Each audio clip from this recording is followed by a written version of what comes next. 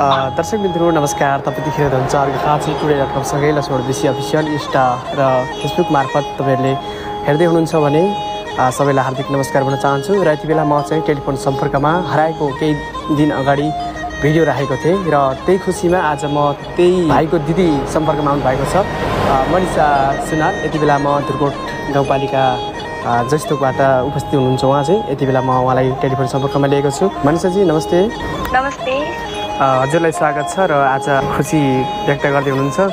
भाइ चाहिँ के भएको खासमा चाहिँ कहाँ हुनुहुँदैछ, कसरी भेट्न सफलता हुनुभयो? भाइको हजुरलाई विशेष हजुरलाई पनि धन्यवाद भन्न चाहन्छु। भाइ चाहिँ 4 बजेको गाडी जुन चाहिँ दिल्लीको बलरामपुरमा गएर एक्सिडेन्ट भएको थियो, त्यो गाडीको टिकट लिएको रहेछ।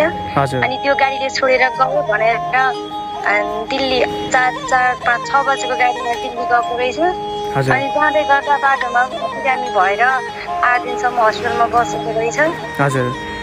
अनि हस्पिटलमा बसेपछि घरमा थाहा पाएर दुःख मान्छन् भनेर मोबाइल नभएको कारणले गर्दा नभनेको रहेछ। अनि फर्केर लुगाहरू चाहिँ त्यो एक्सिडेन्ट भएको गाडीमा रहेछ, त्यही भएर कपडाहरू पनि केही थिएन। एउटा सर्ट र प्यान्टमा हामीले भेटेको। अहिले भेट्न सफलता हुनुभएको छ र मैले पनि तपाईँहरूको केही दिन अगाडि भिडियो सार्वजनिक गराएका थिएँ र त्यही खुसी तपाईँले पनि व्यक्त गर्न चाहन्छु मेरो तर्फबाट। र आगामी दिनमा पनि आफ्नो भाइहरूको र आफ्नो परिवारको यसरी नै खोजी गर्न पाउने आशा पक्कै पनि गर्दछु मैले पनि।